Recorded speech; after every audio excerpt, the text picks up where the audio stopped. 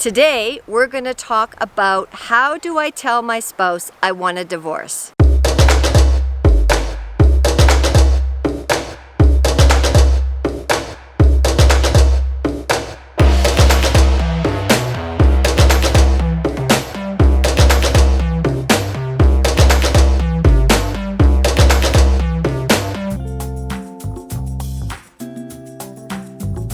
So you've been through counseling, you've had lots of ups and downs in your marriage, and you are at the place where you have made the decision your marriage is over, and you are scared to death about how to tell your spouse that.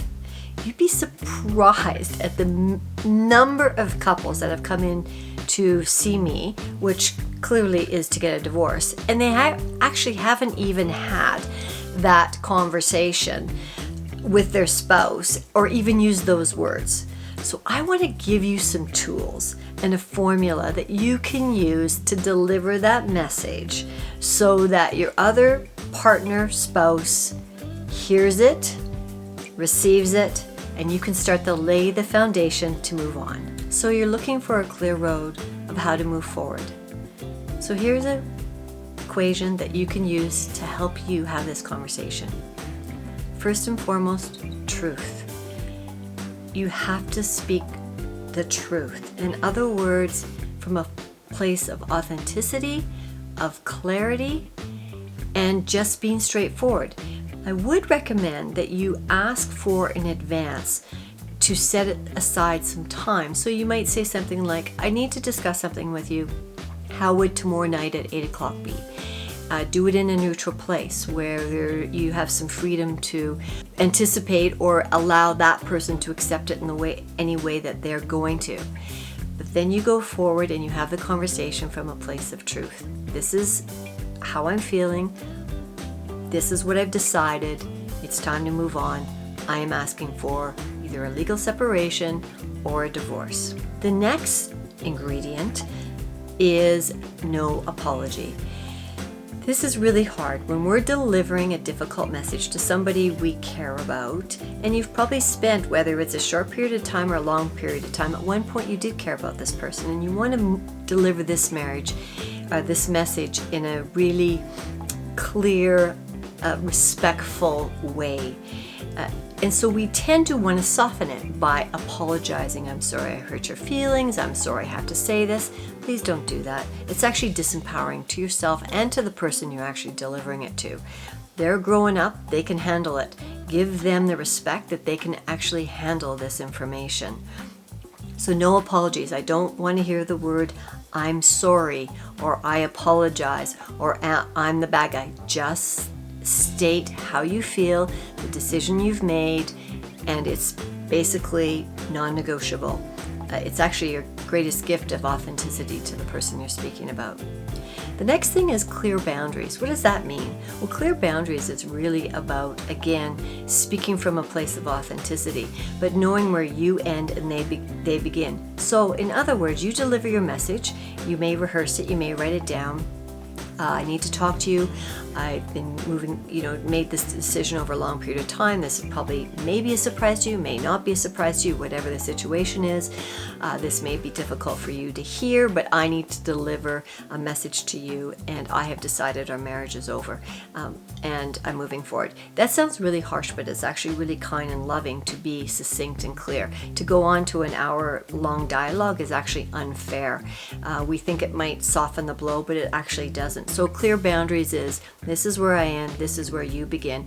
How that person responds and takes it, that's their response, that's their issue. We tend to think that when we've been to somebody for a long time, and it's back a little bit to the not asking for an apology, but when we've been with somebody a long time, we tend to think that we should feel bad. Feeling bad is just heavy, wasteful energy. Really, it's about, this is the decision I've made, I'm moving forward, and I got to make it the best I can for everybody involved, including whether there's children or whether there's a spouse. The other important part is to have empathy.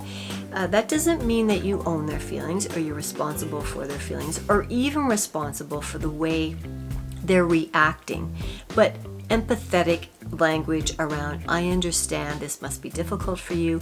I understand you're not sure what to do with this information, or I understand that I've been saying this over and over again and threatened this many times and maybe you don't believe me, but this time I'm really clear, or I understand that this could be a shock to you. However, this is the decision I've made. It's not about debating whether or not we're going to go back on the decision. It's about me delivering the message to you, giving you some time to absorb it, and then coming back together and figuring out what our next steps are going to be. So empathetic language is not a language that is about owning somebody else's feelings. It's about being respectful to them and telling them that you hear them and understand. The other final thing is no blaming.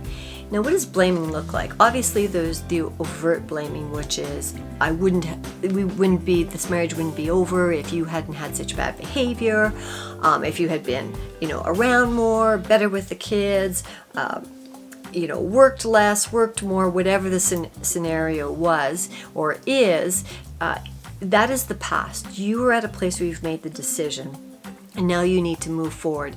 As soon as you get into the dialogue about the past, you've now just gone completely sideways on your whole intention, which was to deliver a clear message.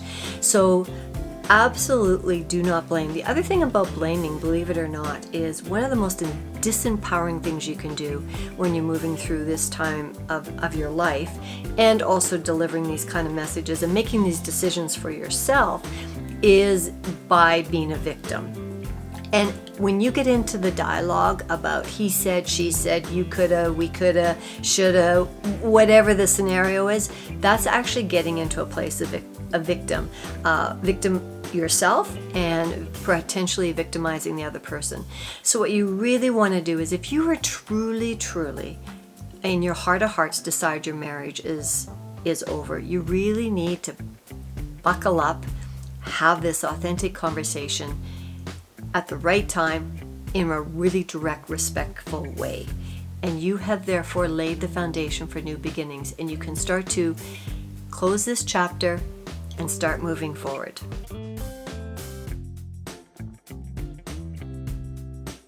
So in summary, when you break it down, there's an equation for how to deliver this message. And if you can remember these parts to the equation: truth plus no apologies plus clear boundaries plus empathy minus blaming equals the closure of one door and the beginning of a new life. And there is light at the end of this tunnel, regardless of how difficult this conversation can be.